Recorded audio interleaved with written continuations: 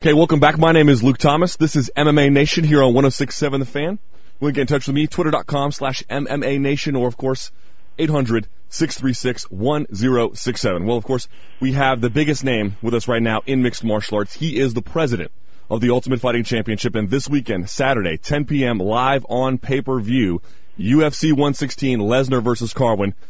Mr. President, how are you feeling right now about this fight? I know you say you get excited for some more than others. Is this one of the kind of fights that you yourself said it's the biggest heavyweight fight you've ever done? Are you on cloud nine? How are you feeling right now? Yeah, no, I'm pumped about this fight. At the end of the day, I'm a big fight fan too, and this is a real heavyweight fight, and I believe that it's the best heavyweight fight ever in the UFC. For folks who are new to the UFC, why is this the biggest one ever? Because first of all, Brock Lesnar is an absolute beast. The way that this guy has burst onto the scene, won the title, beat the guys that he's beat, and basically done something that I didn't think he could do. I didn't think it was possible with as few fights as he had, and as little experience as he had.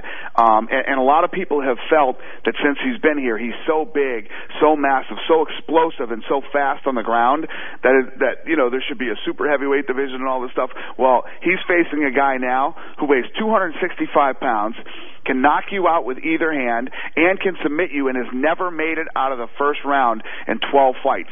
Undefeated, all first-round finishes.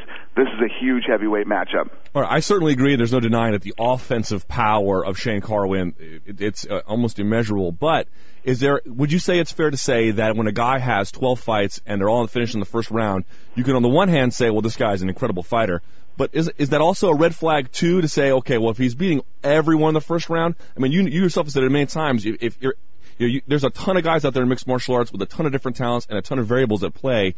Is that a red flag when he's beating everybody in the first round?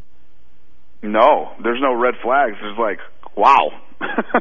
Wow. To go in, first of all, anybody who knows anything about mixed martial arts, it's hard to go undefeated in this sport. And in the heavyweight division, to go undefeated and stop everybody in the first round, and to have fought guys like Gonzaga and Frank Mir, that's pretty impressive. Fair enough. Again, we're speaking with UFC President Dana White, talking about UFC 116 this weekend. Brock Lesnar taking on Shane Carwin for the UFC heavyweight title. All right, Dana, you're doing a media tour. I'm sure you've heard it 1,000 times already. But this weekend, no secret to anybody, Fedor lost.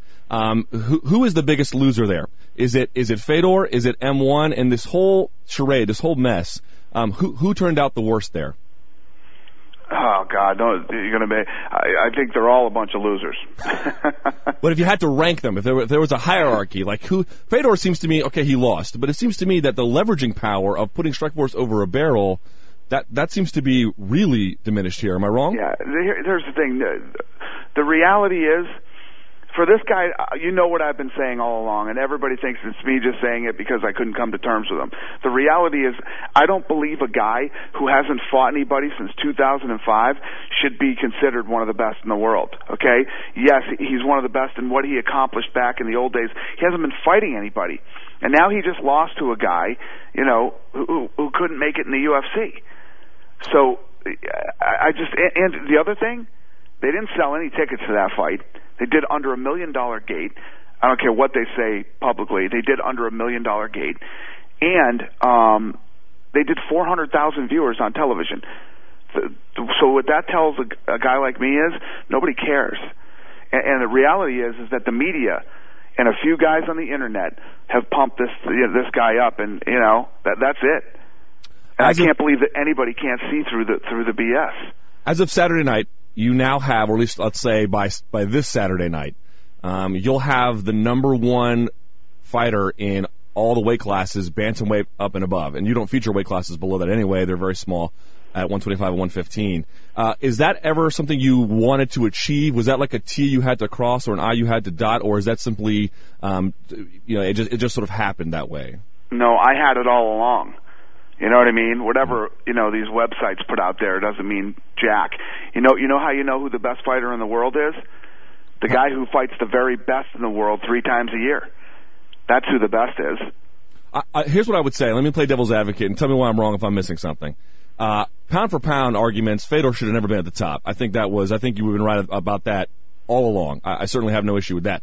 But for the heavyweight thing, here's what I'll say. There's no dispute. His best run ever was in 2005, I believe. Yep. It was Crow Cop, Toshiko Saka, and Nogueira, which is okay. It was pretty good, the Crow Cop and Nogueira thing, but the TK thing, But here's what I would say. As a devil's advocate, tell me if I'm missing something. Is it true, though, that this weekend's so important because in his absence, in Fedor's absence in the UFC heavyweight division, was there a heavyweight in your mind that stuck it to all the other heavyweights? Was there one guy who clearly proved, okay, he's better than the rest? Because it seems to me this weekend someone's going to prove that, no doubt about it. It's going to be final. Yeah, here's the thing too. Let me throw this one at you. Okay. Fedor over the last, should he have been ranked in the top 10? Absolutely.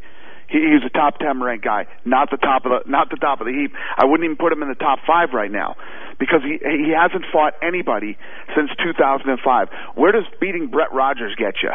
You know what I mean? If he beat Verdum this last Saturday, where would that rank him? You know, and all the other guys, he's beating Arlovsky. Where does that really rank you? You know what I mean? Where does that rank you? Yeah. It really doesn't.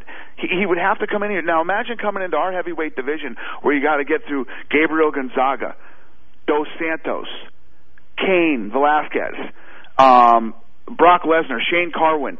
I mean, you got to come through some nasty guys, and these guys are fighting these guys 3 times a year. Yeah. Yeah. They're the best heavyweights in the world. Certainly, and I certainly think that Anderson Silva stretches, or you look at George St. Pierre stretches, where there's consistent number 1 or number 2 contenders, is a step up. Let me ask you something. Before this mess, though, before all the negotiations with M1, if you could have gotten Fedor right when he was done with Affliction or when Affliction folded, and you could have put a fight together with Brock, the fight you wanted, the fight fans wanted, give me a sense in your mind about what kind of pay-per-view buys could you have done. Could you have beaten Holyfield Tyson? Could you have touched Mayweather De La Hoya? Yeah, I believe that, if we would have taken him into the UFC and promoted the fight, we could have probably done a big enough. If I could have got him, recently before this loss, we could have done something big with him. But So you have no interest in him anymore? None. Zero interest? I didn't think, no, zero. I didn't listen. I didn't think he was great before. Yeah. It was the media. Yeah. Listen, and as soon as he lost, my phone starts blowing up, and it's all the media guys going, "What do you think he lost?" Yeah. What do you mean? What do I think about him losing? Did you guys hear me saying he was great ever? No. It was the exact opposite. And like I told you, they did 400,000 people watched it. We did a taped event on Spike TV. His was a live fight. Ours was taped. We did 1.5 million viewers. He did 400,000 viewers. Well, in fairness, though, Showtime has a different model. Am I misunderstanding that? They don't have a advertising basis. They have a subscriber basis, right? Exactly. But 400,000 people. The Strikeforce event before that did 165,000 viewers. Yeah. More people watch my video blog. Hey, watch that fight. Dan, I served in the United States Marine Corps, and I noticed that there's been a huge overlap of advertising and working together with the U.S. Marine Corps, which is kind of close to my heart. Now, I know the political climate in Japan right now is a little bit shaky, but you did a show at Miramar. Is it out of the question that the UFC could do a show in Okinawa? No, not at all. Is that something We're going to be doing fights all over the world. Is that something that's been discussed, or am I just No, it's not? I'm looking at Afghanistan right now. But here, let me ask you about that. That's a funny thing you bring up. You have basically built a business that is based on publicity and visibility. How do you overnight make that invisible enough to do a show in Afghanistan? I don't worry about the security in as much as not letting information leak at fighter camps and this and that. How do you do that? I don't know, man. We're trying to pull it off. The crazy thing is, it's been pushed back.